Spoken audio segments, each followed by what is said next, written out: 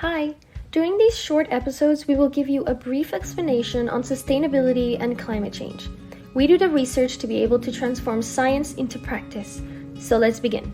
What is sustainability? Sustainability is defined as using this planet in such a way that the next generation has the same possibilities as you had when growing up.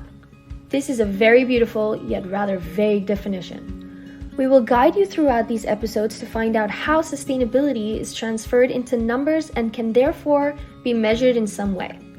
What we will do is try to help you reduce your climate impact by making small changes to your diet. This means that we will give you tips and tricks on what to eat, when to eat it throughout the year, and where to buy it. We want you to do this the right way, and we will therefore briefly explain what makes one dish more sustainable than another.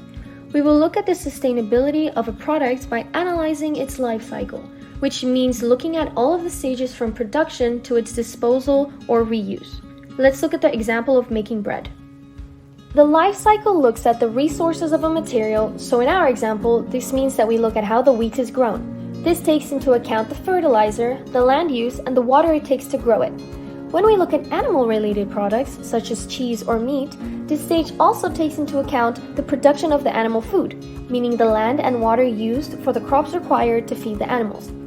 Then it looks at the processing, which for our example means the harvesting, the grinding of the wheat into flour, and finally baking it into bread.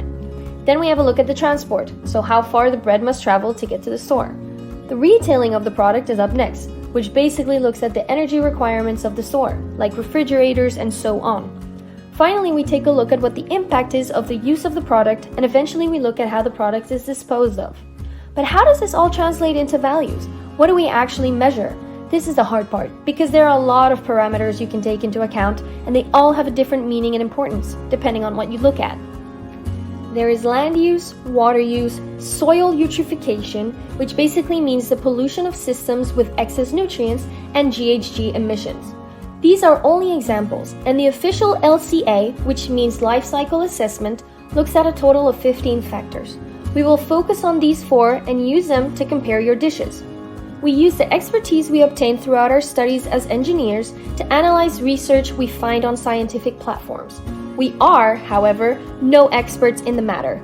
But then again, who is, since sustainability is a very interdisciplinary topic. But if you are an expert on the matter, please don't hesitate to contact us. See you in the next video. Bye!